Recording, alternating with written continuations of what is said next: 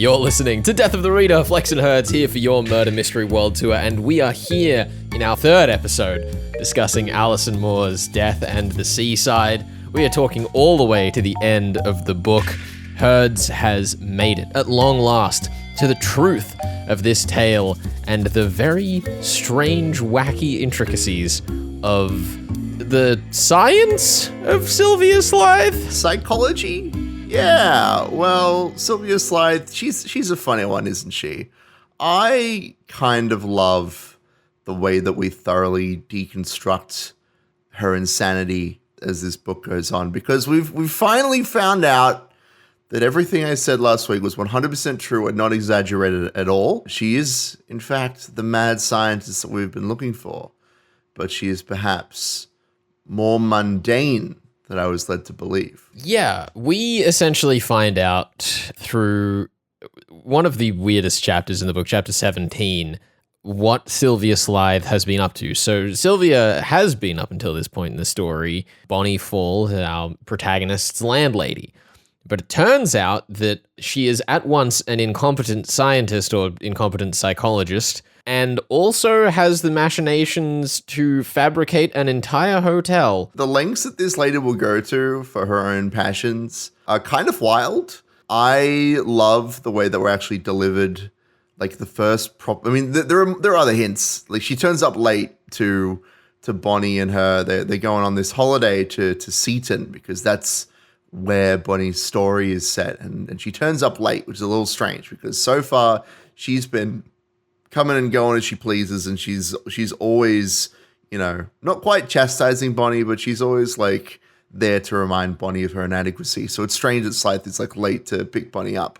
When they live in the same house. They live in the same house, is exactly right. But as they're like driving to go to quote unquote Seaton, we notice, as akin to Slythe's writings on Innsmouth and the fish people, how they have the scaly skin, and that's something that she like noted down for her literary analysis of Bonnie's work. We note that there's paper mache that's like built up, and it's from her like painting a room. It's a whole thing.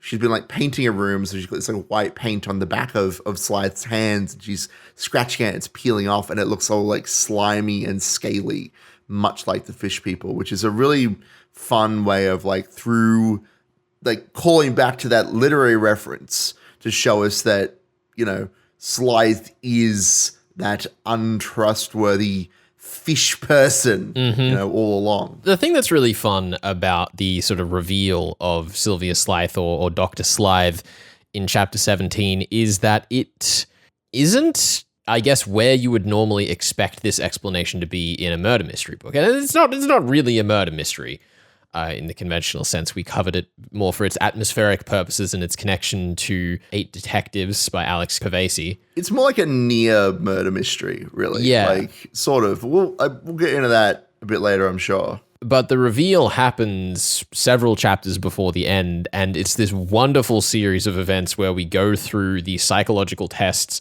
that Sylvia Slythe, it turns out, is actually continuing on Bonnie in the present day.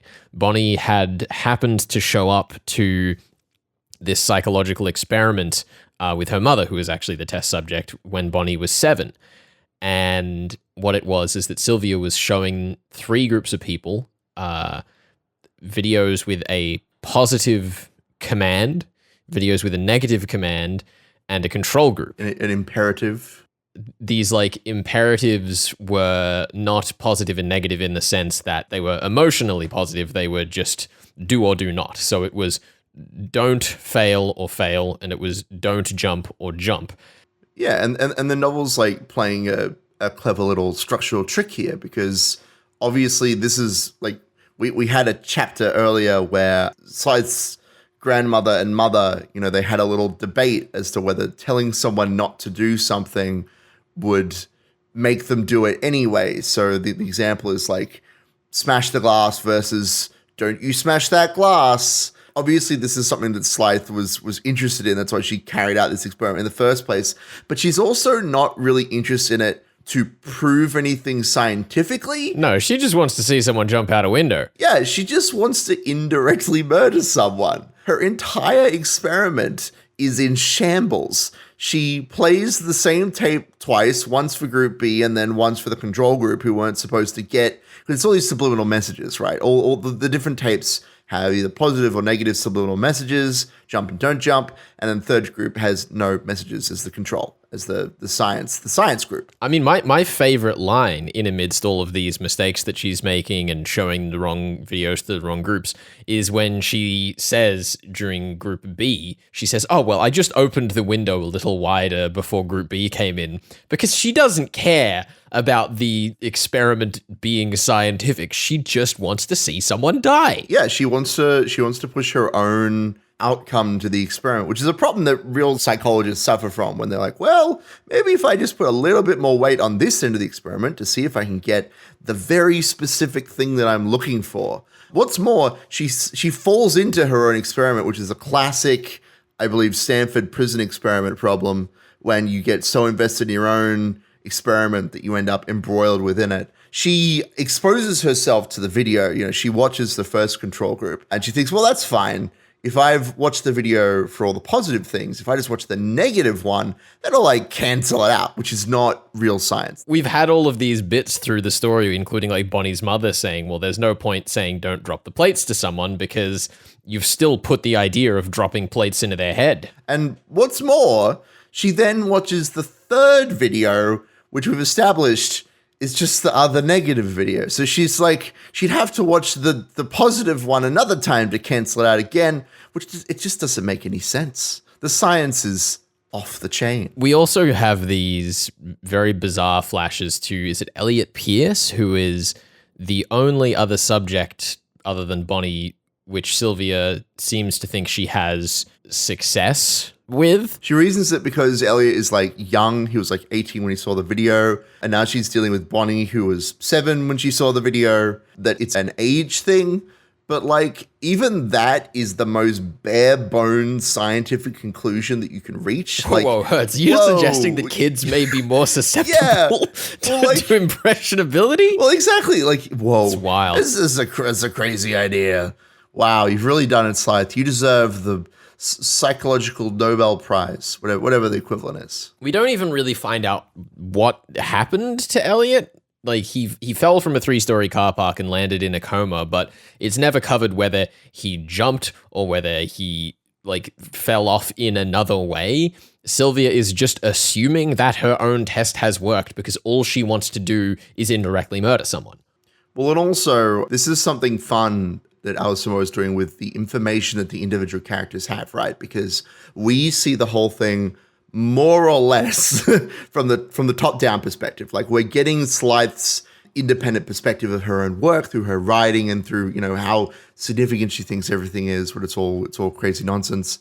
And Bonnie, as she's like suffering through her version of the movie Misery, we don't quite get to the like cracked leg situation, but you know, she has a hard time with Slythe. She like ties her up in a bed. It's a whole thing, but she doesn't really get what's going on because she's very trusting and she thinks, what possible reason could my landlady have for doing all these horrible things to me? You know, as she's locking me up in my room and spoon feeding me and drugging me and turning me into a chicken.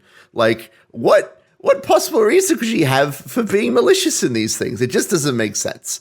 So good on her. Yeah, it's really strange, especially when we look at how like Bonnie's family treated her. She just doesn't have the same sense of autonomy. Her narration, I guess, feels like she is aware in some way of what's going on, and that's also maybe what Susan as like a role in the story. But the other thing is that I was gonna throw down here is that much in the same way that Slythe has more information about all of that, Bonnie pulls a switcheroo after Slythe has fallen to her death like an idiot trying to scratch a word on the outside of a window on a several story high building. Anyway, which is very.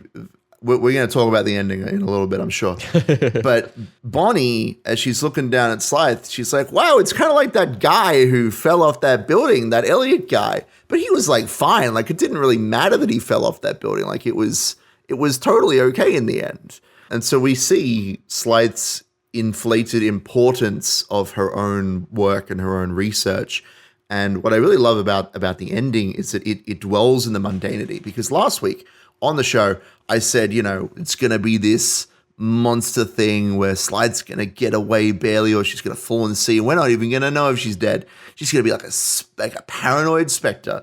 But this story completely rejects the Hollywood movie tropes and the horror, nonsense that I love so dearly, and says, no, this old lady fell out a window after painting a room feverishly for several days. She may have been susceptible to death by falling onto a concrete slab, and that's what happened.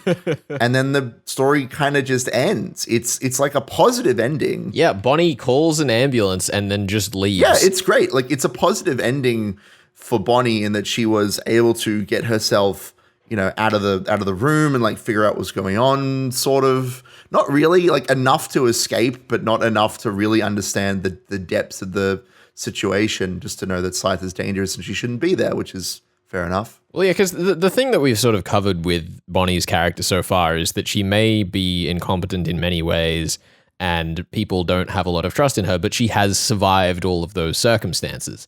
So much of what we see of every other character in the book is them basically just bullying Bonnie.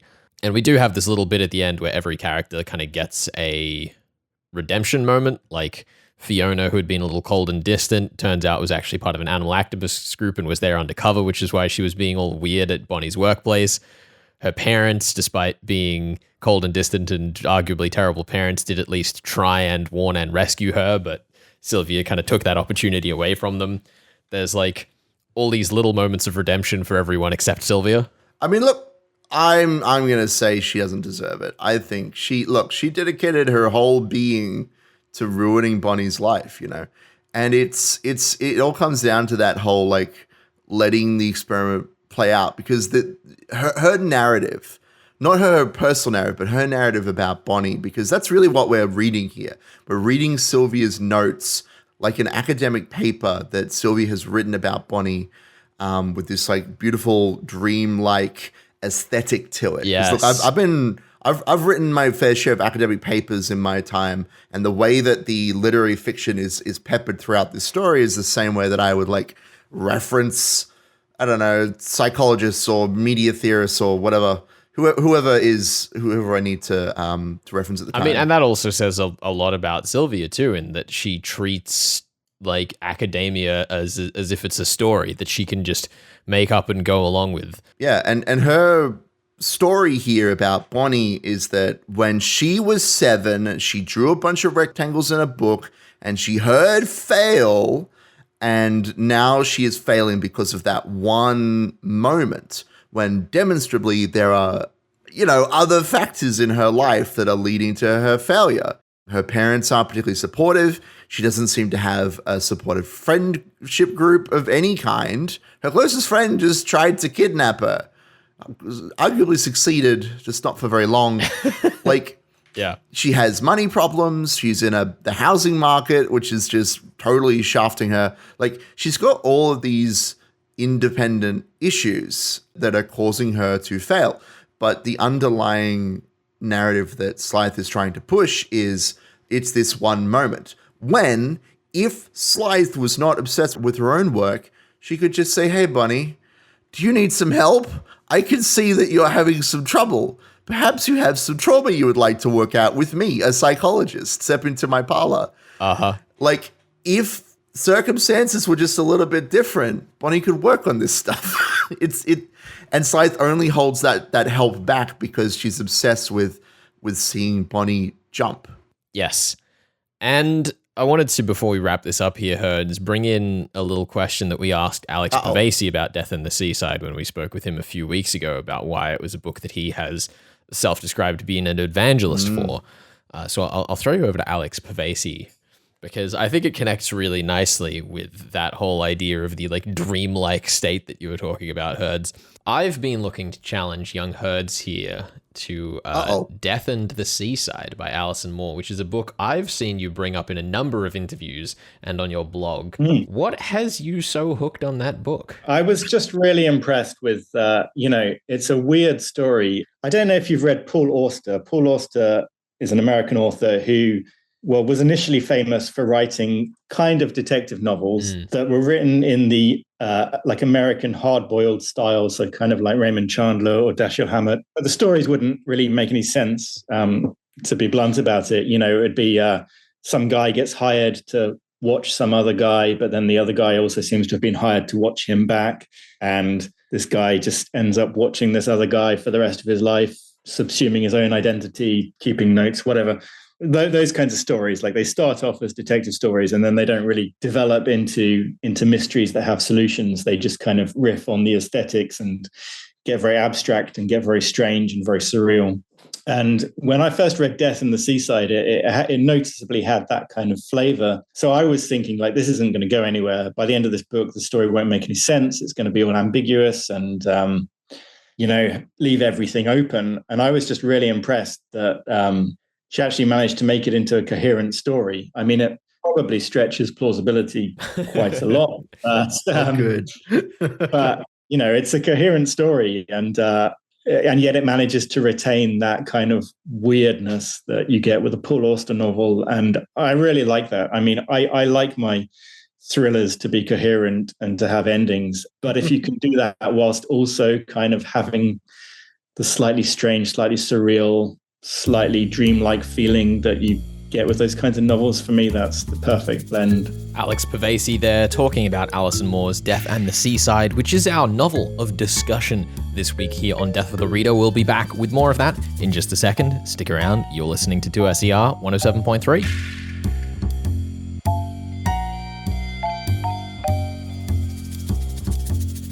You're listening to Death of the Reader. Flex and Herds here for your Murder Mystery World Tour. We are discussing Allison Moore's Death and the Seaside.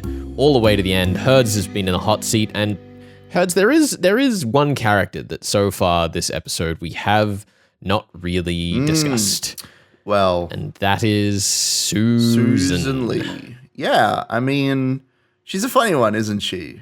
Because I thought going into this novel and in the first part, maybe even the second part, that she would turn out to be like a real character who existed and we like figured out who she was and her story, but that hasn't happened. In fact, Slythe has gone to extreme extents to create her fictional space in reality, right? Like that's what the whole latter third of the book is about. Slythe being like, how can I manifest your fiction as truth? In metafiction, one of the core things that we really enjoy, especially in the mystery space, is that when you say which of these two things is more real, which of these two things happened, is one character the real layer of reality or is the other? The answer is normally yes.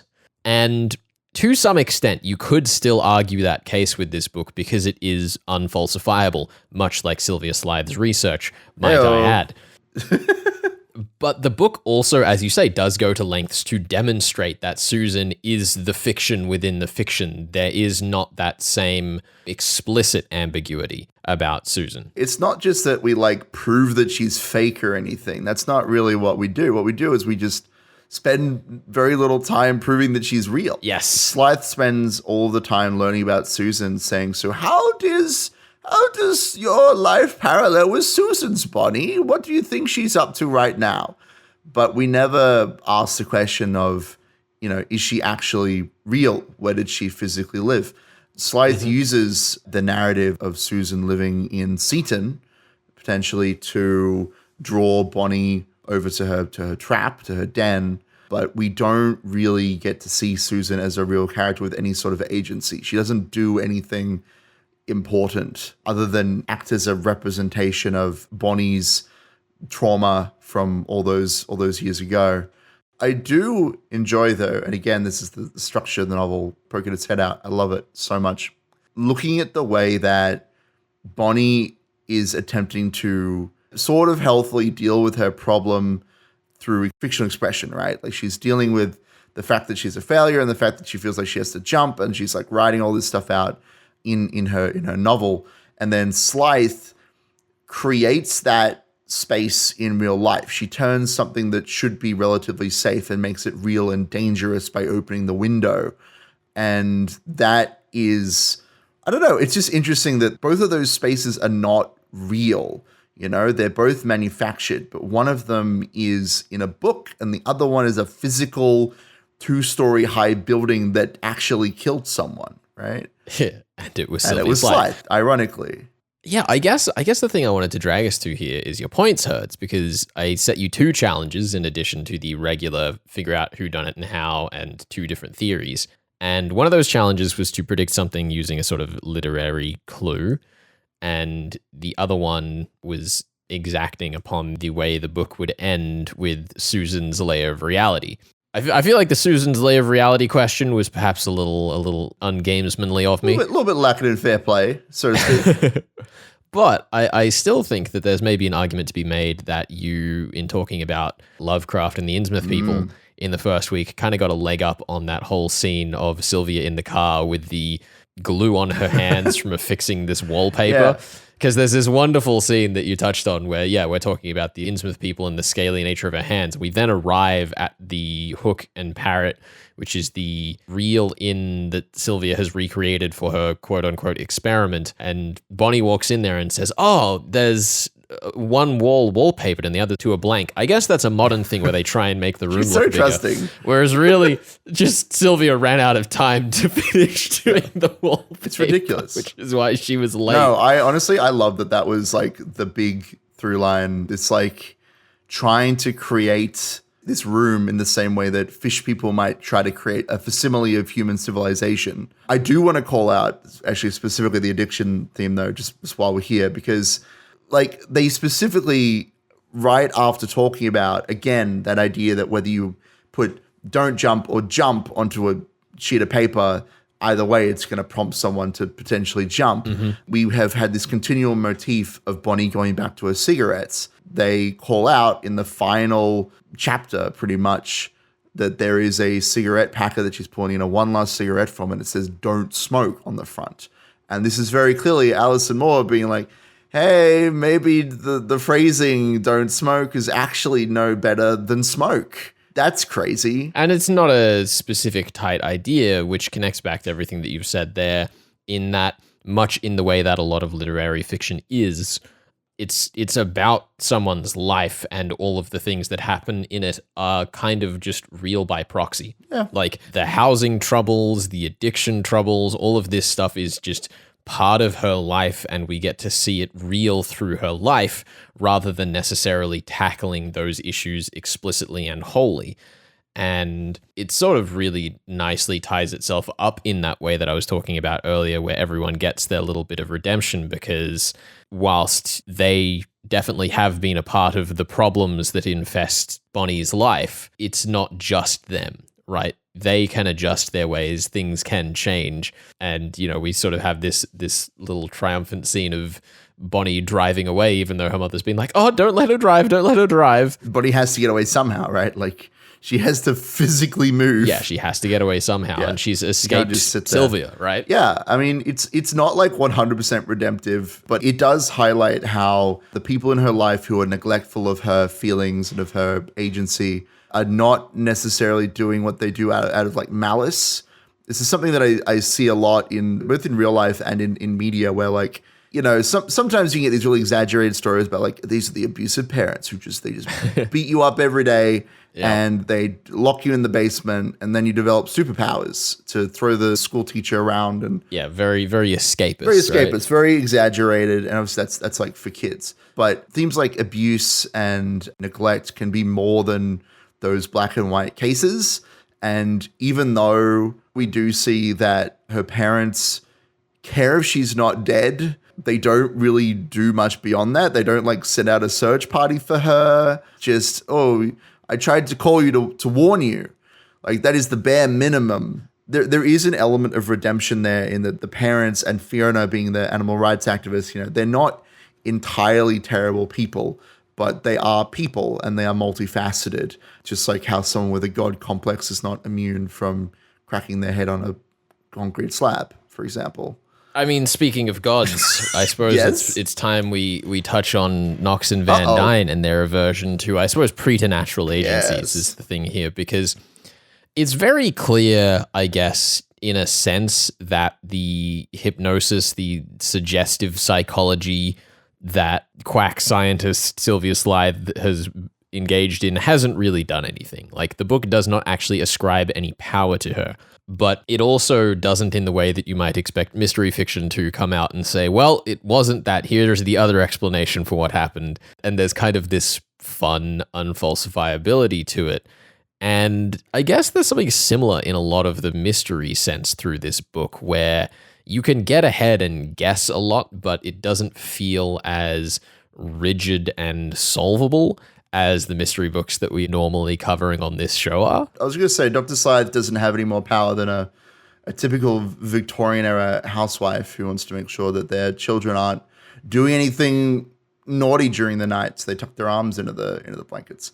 Did you think that was like the most bizarre way of foreshadowing locking her up in a room? It was pretty strange and I guess crass, but at the same time, I thoroughly enjoyed it. I just thought it was a wild way to throw that in there. It's definitely big and in the same out of scale sense as a lot of the imagery about the sea.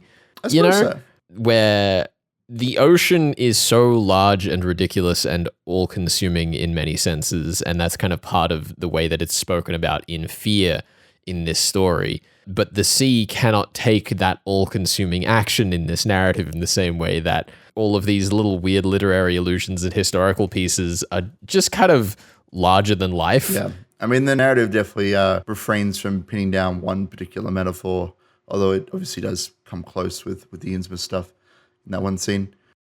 Yeah, and like Slythe doesn't have overwhelming power either. Like, she clearly has money and time and drugs, apparently, maybe a roofie or two. I think there's actually something quite telling in the I Am Dr. Slythe chapter where she says, I wanted my experiment to be a bit like those plays where you're in the audience and then suddenly you realize you're not in the audience at all. You're part of the act. Like, she views her ability to manipulate people and to carry on these experiments as a bit of a show, a bit of a demonstrating of her ability to convince people. I mean, she has Bonnie thoroughly convinced that she's not a bad lady, which is demonstrably untrue, scientifically, empirically. I suppose, Herds, you will be walking away with your 3 points this week, and you have a new challenge to set me for next week. I do. This is going to be an interesting one. Your challenge next week, we're going to be moving on from the beach and the seaside and the cry of the gulls to the work of a knight commander with star of the Papal Order of St. Gregory the Great. I am, of course, talking about G.K. Chesterton. Oh, my goodness. And his work with the Father Brown series. So we're going to be reading The Innocence of Father Brown. We're going to start with just the first, because it's a collection of short stories, which is great when I'm trying to figure out how far I want you to read. I love it. We are going to be reading up to the story, The Invisible Man. I'm going to have you solve that story live on air. And you are going to be reading, because there's no chapters, there's no real page numbers. You are going to be reading up to the line, the tale does not belong to this world. Tale does not belong. Yeah, just write that down. Write that down. And that's just before Father Brown walks in and says, actually, it's all very simple. Let me figure it out for you. And I'm excited to talk about the journey of the heart of a thief, because there is some continuity in these stories, and it's wild. It is a wild set of short stories. I'm excited to get into this. I am very excited. Father Brown is something that we have been covering on the show for ages, and it'll be so good to actually finally get into it. Yeah, very philosophical and spiritual sort of stories. Not all murder mysteries, but many of them are. Finally bringing to a sort of head the leg of our murder mystery world tour that began in earnest with Trent's last case. And its link to G.K. Chesterton's The Man Who Was Thursday. I would have loved to have covered that, but unfortunately, it's not a Father Brown novel, and it's not really a murder mystery. It's a metaphysical thriller with a bunch of spies, which sounds fantastic. Yeah. I may read it anyway in preparation for next week, but not for this show. Not today. Alrighty. Well, Hertz, thank you so much, and I hope you enjoyed thoroughly covering Allison Moore's Death and the Seaside. I really have. It's been a good bit of fun. We'll see you back here next week for G.K. Chesterton. You're listening to your Murder Mystery World Tour here on 2SER 107.3. Woo! We're out of here, and we'll catch you then. See you for the next one.